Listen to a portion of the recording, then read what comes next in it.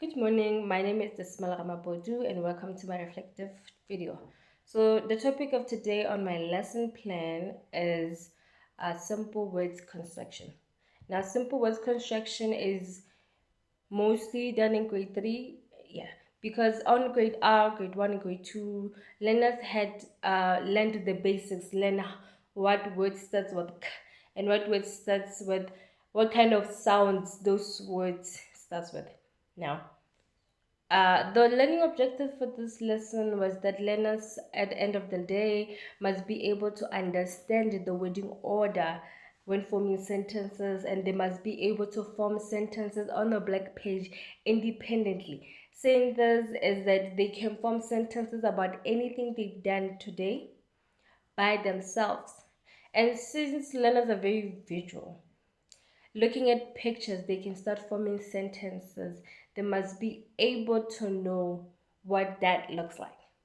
Now, the three phases in every lesson, no matter how long it takes, 30 minutes, 45 is the maximum, is that it has introduction, development, and at the end, so for introduction, I let them watch videos because it gives them an idea of what today is all about, and it's very fun, and you can pause it for learners who don't understand. So you can pause it and then play it back so they have more to talk about, discuss, you know and they can ask questions. So it's very important so they know what today is all about and everything. So mid lesson you can do lessons. The lesson that I would do is Google Docs. Now, the reason I do Google Docs is that it's sentences formed but with missing words. Now, reason with that is that they have to find the missing word.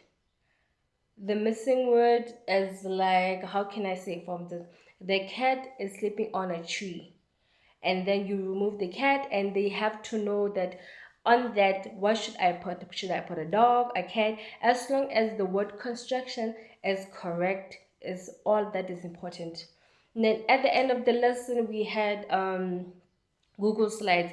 Now with Google Slides, learners are able to watch, to look at pictures, then form sentences according to those pictures, which is very good because now they can independently do so without needing your help as a teacher.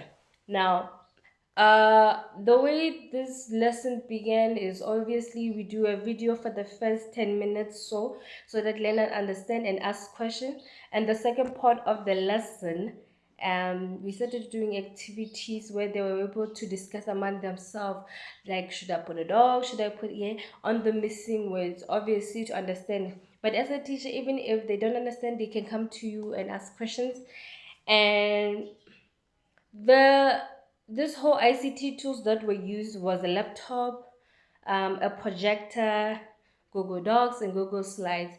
This being that with videos and projectors, learners who learn better visually are able to adapt, and learners who have a very good listening skill, they can listen and know what's being talked about and fully understand what the topic is all about. So it does accommodate different learning styles and different learning abilities, so it's very good.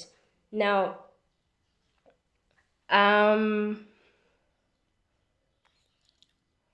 how each activity was implemented, in the most honest opinion, though I didn't do a good job in interpreting the lesson for ICT, implementing ICT tools in the lesson, I think a lot of learners will understand it since they have visuals, audio, and do have papers, something they can write on, the marker and everything. So it does take a lot of adapting to since technology is not my best suit, but I think with videos, since they have visuals and video and audios, it's very good for all learners. So I think it's gonna be okay. Now, thank you for listening. I don't know if I did good. Thank you for listening.